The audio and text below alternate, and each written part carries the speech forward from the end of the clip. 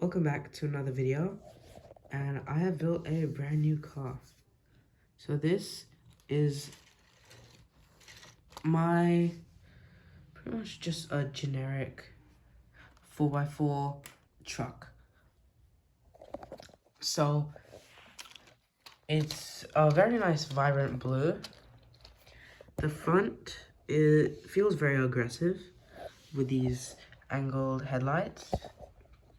And the front, this is just meant to be a grille, and it has a pretty soft suspension on the front.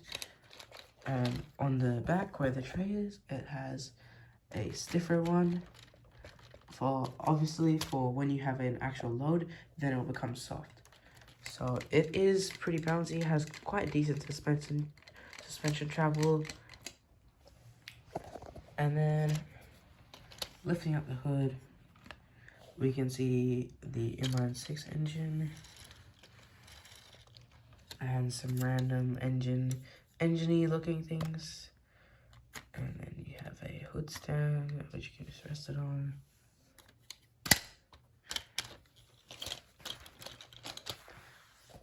So the front is independent suspension, and then the back is a real life axle. Then if we take a look at the interior, you can open all doors. You can see the transmission, 4-speed transmission. You have 2 white rear seats and 2 front white seats. Unfortunately, I couldn't fit a middle one. And this yellow thing is, of course, the hand-on-God steering.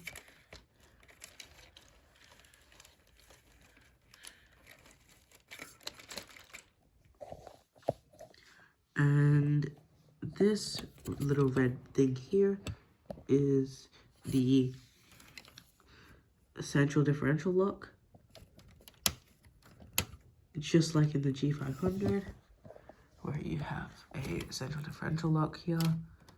So this thing, forward that's locked, push it back and it's unlocked. So I have pretty much the exact same setup on mine.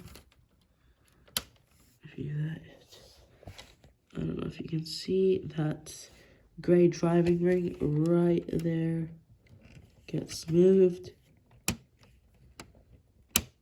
when I push the lever. And here you can see the 4-speed transmission. So there's just a bunch of gears here, and this drives the inline 6.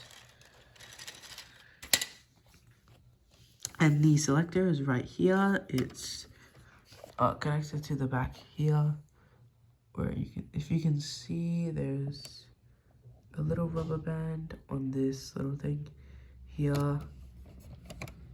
There, that's a rubber band, so it snaps. You can see the driving ring there.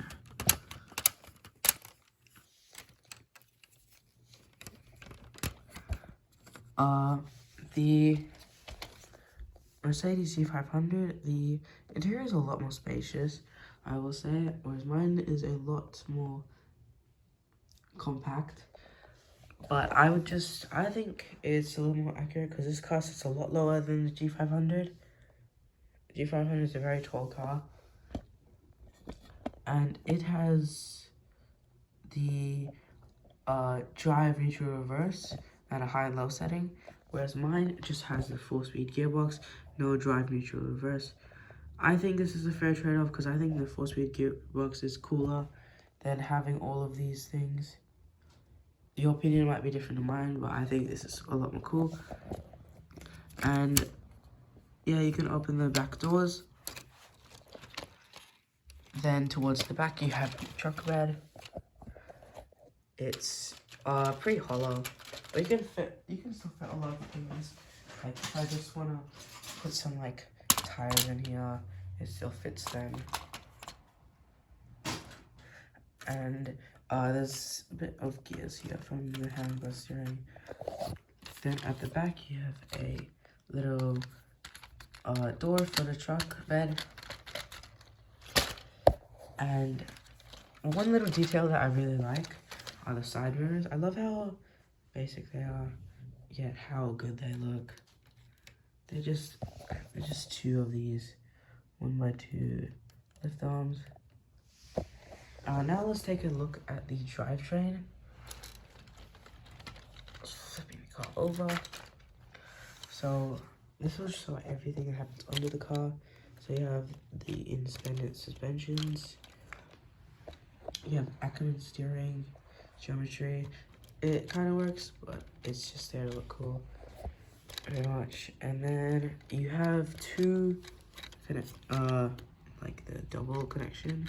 So this is what's attached to the rack and pinion, which is this. And this one is just for stability so that the wheels can't just rotate on their own. Then you have of course you have the central differential. This pretty much drives the entire car. You can see some part of the 4-speed gearbox over there. And this is the central differential lock, which is activated by that red lever in the cabin. Going towards the back, this is a custom double universal joint, because this travels pretty much just up and down. So I designed my own heavy duty one, because Lego's ones are really bad, and I don't have any more of the exact same. I don't have any more of these. In fact, I don't really have any. These heavy duty ones. So I just had to adjust and make my own. This one is pretty durable and works fine. It's a little gimmicky, but it does the job. Then at the back, of course, you have the rear live axle suspension, which means it is just a whole thing, so it can tilt. And I really like the setup. Suspensions aren't too hard like the G500. G500 suspensions are pretty hard, and they don't have much travel. This one has a decent amount of travel, and they're very soft. They're not too hard.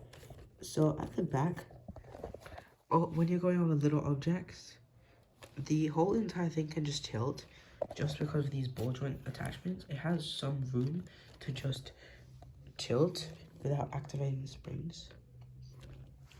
But when it gets up like a big bump, then they can just fully compress down. And the suspension travel is just completely limited by the wheel arches. If I got rid of the wheels, suspension travel would be a lot bigger, because of this angle. So it's a 4-link suspension. So you have 2 links at the top and the red links over there. And the angled shock absorber is what allows it to not be super stiff like G500. So I really love how that turned out. And I think it's a lot messier than the G500. It's just the colors. Overall, I love how this car turned out. Originally, I was just planning to just destroy it straight away after I made this video. But once I finished making it, I really fell in love with how cool it looks. So I think I might actually motorize it before destroying it. And I'll make a new video on that. Anyways, that's pretty much it for this video. I'll see you in the next one.